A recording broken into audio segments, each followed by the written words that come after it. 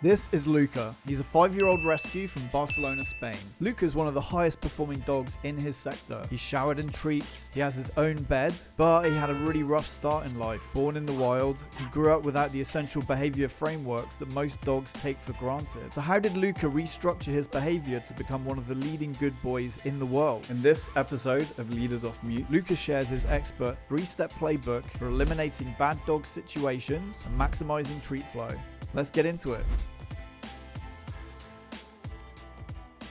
Luka, the advice you're going to give today is insane. I can't wait for people to hear this. For those who don't know who you are, just tell us a bit about yourself and what you do. Well, I'm a dog, 5 years old. I specialize in perimeter defense and personal protection for a great family. But it wasn't always this way. I was born wild and taken away from my litter. Without my mother around to keep me in check, my puppy days were chaotic. When I got adopted, I failed to gain the trust of my new family. I destroyed everything I could get my teeth on. I realized that if I kept acting like a land shark, I was going to lose the contract. Man, that's such a scary place to be. I'm sure most puppies can relate to that. Can you tell us about the specific moment when you realized your strategy had to change? The couch incident. I was left alone at home for 20 minutes as part of my training. At the time, I thought it was forever, so I completely destroyed the couch to get my owners to come back. When they returned, I had to spend a full hour in my crate. No treats, no affection, and a lot of bad dogs thrown my way.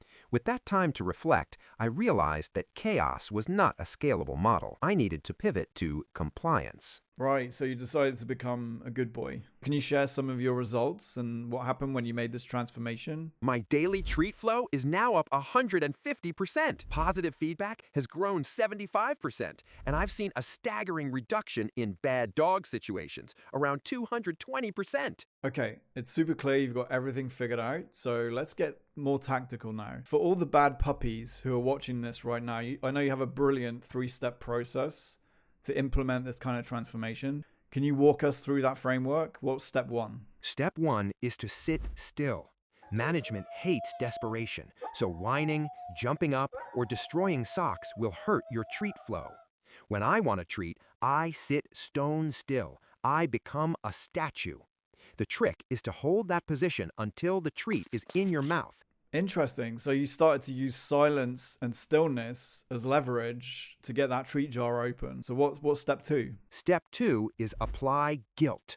Look at your managers like you haven't eaten in 3 weeks, even if you just had breakfast. You're looking to target their guilt center. Right, yeah. It makes perfect sense when you think about it that way. What's step 3? Step 3 is the race to recalls. When they call your name, sprint directly back to them. It makes managers feel like they are the most important thing in the world. And when managers feel good about themselves, the treat jar opens. Luka, that's amazing advice. For all you bad puppies at home who are watching this, try the sit still, apply guilt, and race to recall method for yourself. And let us know just how quickly it opens the treat jar for you.